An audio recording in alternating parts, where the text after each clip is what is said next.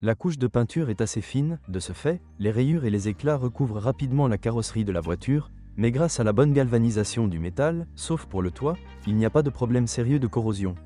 Malgré cela, sur certains exemplaires après l'hiver, des poches de corrosion apparaissent, sur le toit, les ailes et le capot. De plus, après l'hiver, le revêtement des éléments chromés et la peinture des poignées de porte commencent soudainement à se décoller. De nombreux propriétaires se plaignent de la faible épaisseur du métal de la plupart des éléments de carrosserie, de ce fait, des bosses apparaissent même à la suite d'un contact mineur avec un caillou volant sous les roues d'une voiture circulant à proximité. Les supports de pare-chocs standards ne sont pas réputés pour leur fiabilité, ils s'affaissent souvent sous l'influence de leur poids. De nombreux propriétaires résolvent le problème en installant le pare-choc sur des vis autotaraudeuses. De plus, en raison d'une fixation de mauvaise qualité, les phares anti-brouillard tombent avec le temps. Lors du serrage des boulons de roue, vous devez être très prudent, car les filetages des goujons de roue sont très faibles et les arracher n'est pas difficile. Le Hyundai Solaris est équipé uniquement de groupes motopropulseurs à essence 1.4, 107 chevaux, et 1.6, 123 chevaux. En termes de fiabilité, il n'y a aucune plainte particulière concernant aucun des moteurs. Ils sont fiables et, s'ils fonctionnent correctement, peuvent parcourir 250 000 à 300 000 km sans réparation coûteuse.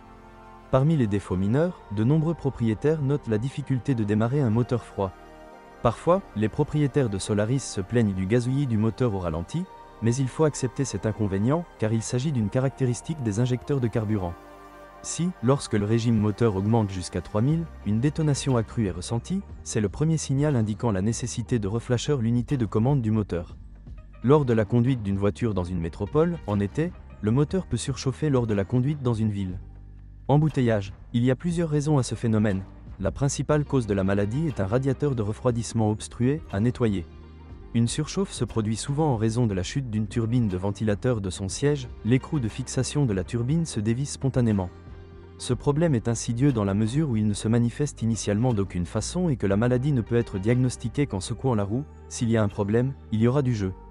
Vous devez surveiller très attentivement l'état du système de refroidissement, car la surchauffe du moteur dans 70% des cas entraîne des réparations coûteuses du groupe motopropulseur. Le système de distribution est équipé d'une chaîne métallique conçue pour toute la durée de vie du moteur. Cependant, sur certains exemplaires, il s'étire après 100 000 km. Les principales raisons sont un entretien intempestif, un manque d'huile, l'utilisation de lubrifiants de mauvaise qualité. Les signaux indiquant qu'une chaîne doit être remplacée sont des problèmes de traction lors de l'accélération, un grondement du diesel et une augmentation du bruit lors du démarrage d'un moteur froid. La durée de vie de la courroie de fixation est de 80 à 100 000 km, mais son tendeur peut nécessiter un remplacement après 40 000 km. En raison de l'absence de compensateurs hydrauliques de jeu aux soupapes, il est nécessaire de régler les écarts entre la came et le poussoir une fois tous les 100 000 km. Dans la plupart des cas, les propriétaires ignorent cette procédure, ce qui peut nuire à la ressource. Si vous remplissez la voiture avec du carburant de mauvaise qualité, vous devrez rincer le papillon des gaz tous les 30 à 40 000 km, et sur les moteurs de 1,4 litres, une usure prématurée du convertisseur est possible. La Hyundai Solaris peut être équipée de l'un des 2 boîtes de vitesse, une manuelle à 5 vitesses ou une automatique à 4 vitesses. Les 2 boîtiers sont assez fiables, mais pas infaillibles. Par exemple, les propriétaires constatent un engagement peu clair des 2e et 3e vitesses, et avec l'augmentation du kilométrage, le problème ne fera qu'empirer. L'embrayage de synchronisation et la bague de verrouillage du 3e rapport doivent être remplacés.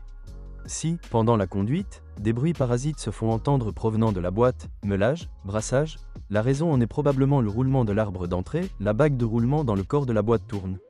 Pour résoudre le problème, vous devrez remplacer le couvercle du boîtier et le roulement.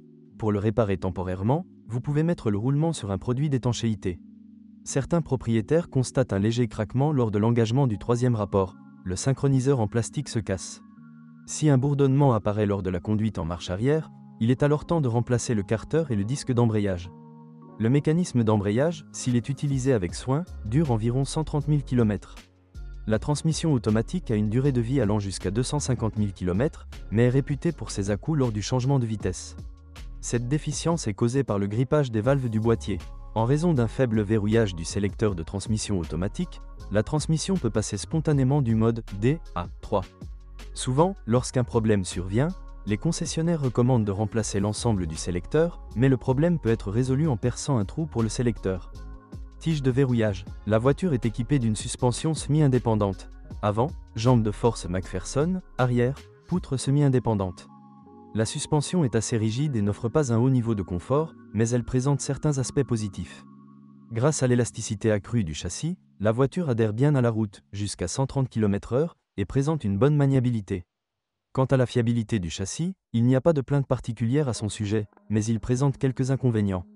L'un des points faibles de la suspension réside dans les roulements de roues. Il n'est pas rare que les roulements avant se mettent à ronronner après 15 000 km, et les roulements arrière après 30 000 km. Dans certains cas, le serrage des écrous suffit à régler le problème. Les jambes de force et les bagues stabilisatrices durent à peu près la même durée. Les éléments de suspension restants, sous des charges moyennes, durent jusqu'à 100 000 à 150 000 km.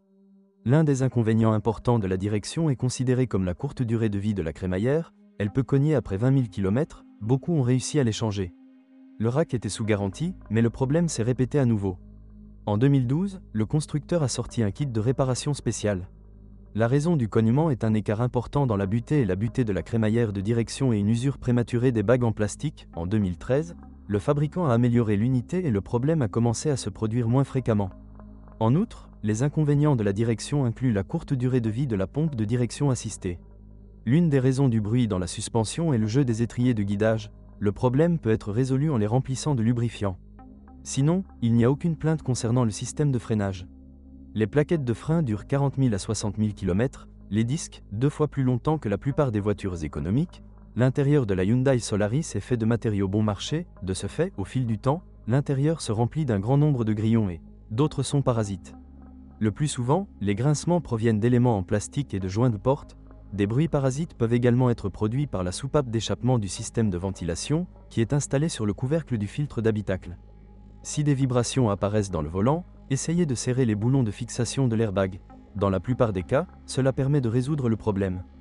Avec le temps, les sièges avant commencent à grincer. Pour remédier au problème, il faut lubrifier les glissières et leurs boucles de verrouillage. Quant à la fiabilité des équipements électriques, les propriétaires se plaignent le plus souvent du bruit du moteur du poêle. Lorsqu'ils contactent le service, le revendeur propose de remplacer le moteur, mais dans la plupart des cas, il suffit de lubrifier la bague. Si les clignotants commencent à ne pas fonctionner correctement, le problème vient probablement d'un bouton des feux de détresse bloqué. Le bouton doit être remplacé. Il y a aussi des plaintes concernant la radio standard. Elle réinitialise périodiquement les paramètres et les stations de radio enregistrées.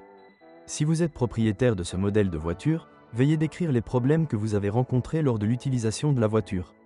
Peut-être que votre avis aidera les lecteurs de notre site lors du choix d'une voiture. Bonjour les amis, vous cherchez une voiture d'occasion? Vous devez prêter attention au site web carm.pro. Carm.pro est grand catalogue de voitures, moteurs, boîtes de vitesse. Et le meilleur, c'est que vous pouvez trouver des informations sur les pannes de n'importe quelle pièce. Complètement gratuit. Allez sur le site web carm.pro et découvrez tous les éventuels points faibles des voitures d'occasion.